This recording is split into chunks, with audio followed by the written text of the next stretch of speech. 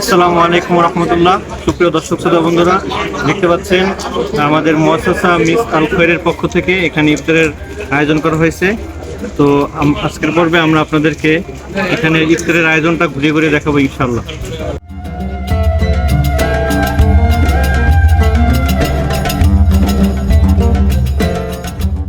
রমজান মাস এলেই মিশরে দেখা মিলে এক অনন্য দৃশ্য। ইফতারের জন্য যেন পুরো শহর এক হয়ে যায়। সুপ্রিয় দর্শক শ্রোতা বন্ধুরা, আপনারা যেই ইফতার আয়োজনটি দেখতে পাচ্ছেন, এটি হচ্ছে মিশরের মুআসসাসা মিস আল খৈরের পক্ষ থেকে, এবং এই ইফতারের আয়োজনটি পুরো রমজান মাসব্যাপী হয়ে থাকে। মুআসসাসা মিস আল খৈর মূলত একটি ইসলামিক সংস্থা। এটির মাধ্যমে গরিব দুঃখী মানুষদেরকে সহায়তা করা হয়। বিশেষ করে ফিলিস্তিনিদেরকে ব্যাপক পরিমাণে সহায়তা করা হয়েছে। আর এই মুআসসাসা মিস আল খৈরের বর্তমান রইস হচ্ছেন ওস্তাদ ডক্টর আলী জুমা হাফিজাহুল্লাহ। সুপ্রিয় দর্শক শ্রোতা বন্ধুরা, সকলকে জানাচ্ছি পবিত্র মাহে রমজানের শুভেচ্ছা। তো আজকের ভিডিও পর্বে আমরা আপনাদেরকে দেখাবো পবিত্র রমজান উপলক্ষে মিশরের মানুষ কিভাবে ইফতারের আয়োজন করে থাকে। এবং আপনারা দেখতে পাচ্ছেন আজকে আমরা এসেছি মুআসসাসা মিস আল খৈরের এই ইফতার ক্যাম্পের এখানে মানুষদেরকে বিনামূল্যে ইফতার দিয়ে থাকেন। তো আজকের ভিডিওতে আমরা আপনাদেরকে সেই জিনিসগুলো দেখাবো যে রমজান মাসকে তারা কতটা সম্মান করে, কতটা ইহতিরাম করে। তো আমাদের সাথেই থাকুন। আপনি যদি কখনো মিশরে আসেন, দেখবেন মিশরের রাস্তায় রাস্তায়, গলিতে গলিতে অথবা বিভিন্ন তাঁবু করে মানুষদের জন্য গণ ইফতারের আয়োজন করা হয়ে থাকে। এখানে ধনী গরিবের কোনো ভেদাভেদ নেই, সবাই একসাথে বসে একসাথে খায়, আর এটাই রমজানের সৌন্দর্য। আজকে আমরা এখানে মেহমান হওয়ার পাশাপাশি স্বেচ্ছাসেবকদেরও ভূমিকা পালন করেছি।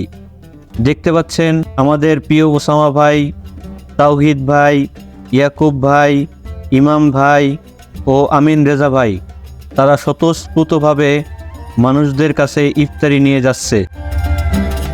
রমজান শুধু উপবাসের মাস নয়, এটি ভাগাভাগি, ভালোবাসা আর মানবতার এক অনন্য উদাহরণ।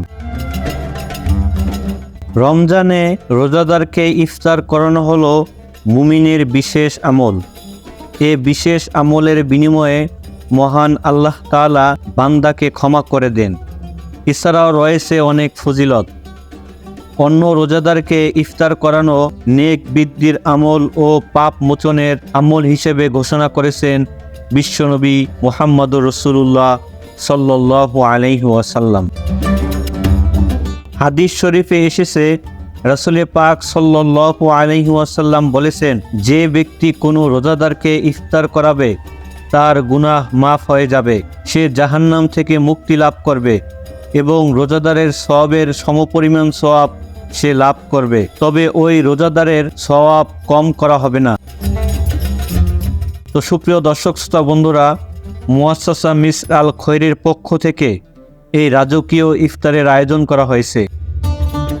দেখতে পাচ্ছেন এখানে রয়েছে একজন রোজাদারের পরিপূর্ণ একটি ইফতার। মহান আল্লাহ তাআলার অসীম অনুগ্রহ হলো রোজাদারকে ইফতার করানোর ঘোষণা ও কল্যাণের আহ্বান।